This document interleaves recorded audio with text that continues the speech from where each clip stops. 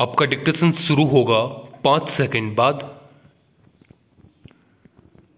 शुरू। जैसे जैसे हमें सत्य का सौंदर्य बोध होने लगता है वैसे वैसे हम उसके आकर्षण में खिंचते चले जाते हैं। विराम। इसमें सत्य का अन्वेषण भी स्वतः आरंभ हो जाता है। विराम। इस प्रक्रिया में व्यक्ति प्रकृति के निकट होता जाता है क्योंकि उसमें कुछ भी असत्य नहीं। विराम। प्रकृति में केवल सत्य के बाहरी भाग के आकर्षण की अनुभूति हो पाती है। विराम। इसी से व्यक्ति आनंद में डूब जाता है। विराम।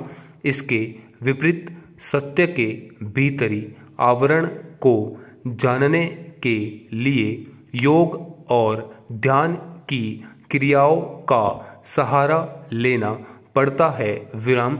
इन क्रियाओं से व्यक्ति ध्यान की गहराइयों की ओर उन्मुख होने लगता है। विराम।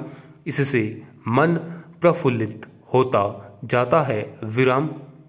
इन क्रियाओं के निरंतर अभ्यास से व्यक्ति ध्यान की पराकाष्ठा तक पहुंच जाता है। विराम। तब असीमित आनंद के द्वार खुलते जाते हैं। विराम।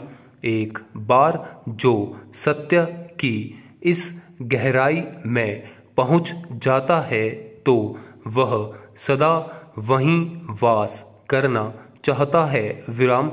उसे वहीं सुख मिलता है। विराम। पैरा। सांसारिक जीवन में व्यक्ति को नाना प्रकार के कार्य भी संपादित करने पड़ते हैं जिसके लिए उसे इन गहराइयों से स्वयं को निकालकर उन आवश्यक कर्मों का निर्वहन करना पड़ता है। विराम। इसी प्रकार प्रकृति की व्यवस्था सुचारू ढंग से चलती रहती है। विराम।